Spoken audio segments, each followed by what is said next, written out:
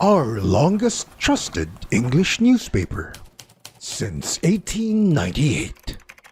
Now available digitally. Computer. Order the Manila Times Digital Edition. Subscribed. Get the Manila Times Digital Edition for less than 2 pesos and 50 centavos per day when you sign up for 1 year. The Manila Times, news source of choice, trusted since 1898. Greetings, thank you for lending an ear to the Voice of the Times for Friday, May 6, 2022.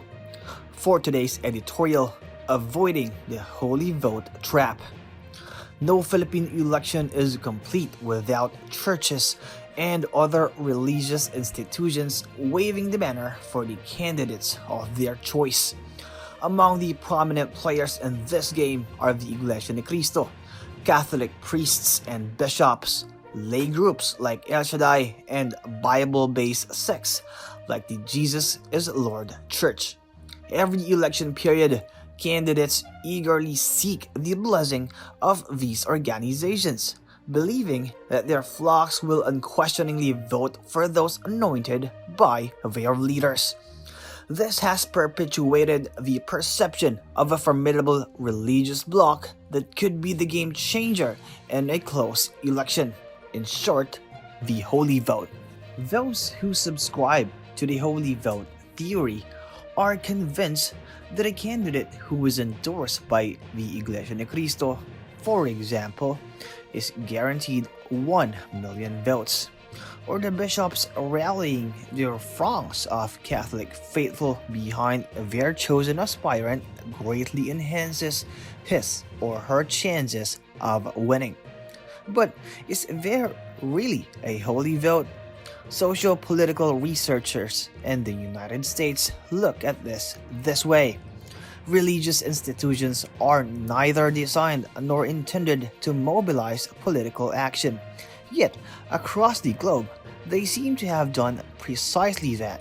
In a paper on religiosity and voting behavior published in the McKendree University website, sociologist Amy K. Gibbs notes that religion is a strong indicator of an individual's voting behavior. Religion has an important impact in how the voter looks at specific issues. The voter then uses his or her response to these issues as a guideline to help determine which presidential candidate to vote for. So the holy vote does exist.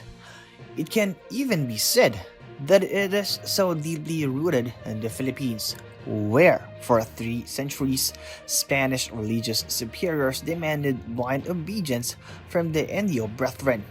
The question therefore should be, did the holy vote help determine the outcome of past Philippine elections? And here, the jury is still out. In an online article on Reporter World, political scientist Alicor Panao acknowledges that candidates seek the endorsement of religious groups because there is a notion that church is characterized by strong organizational discipline engaged in block voting, which politicians believe can muster the need numbers in elections. The legacy of the friars dies hard indeed. Inconclusive. Panao said, the Iglesia ni Cristo endorsed Benigno Aquino III and Rodrigo Duterte when they ran for president, and they won. But there is no quantitative proof that Iglesia ni Cristo endorsements alone catapulted Aquino and Duterte to the presidency. Panao and fellow political scientists at the University of the Philippines agree that studies trying to link church endorsements and electoral successes are inconclusive. Interestingly, Panao cited one study that showed that candidates who are already massively popular and enjoy easy name recall are more likely to be endorsed by church groups. Clearly, religious groups do not want to gamble with someone whose chances of winning are minimal. During one of their debates, almost all the presidential candidates said they welcome any support from religious groups. Among the dissenters is cardiologist Jose Montemayor, who argued that a religious organization impinges on the very right of the people to choose the right leader when it forces its members to vote for someone against their will. Another presidential contender, former Defense Chief Norberto Gonzales, said the church lady must be free to choose their candidates, and the church should be non-partisan. This year's elections are turning out to be one of the most tense and divisive as the social media continues to be hotbed of disinformation and deceit. All the more reason the electorate must have the leeway to make an informed choice and not rely solely on what their religious leaders tell them. We should heed this advice from a political scientist. If Filipinos feel strongly about the values of their church or religious groups they belong to, they should just listen to church and religious leaders. They should evaluate if candidates truly exemplify the values that they hold dear. We must not let the holy vote interfere with our decision making on May 9. And that's the editorial for Friday, May 6, 2022.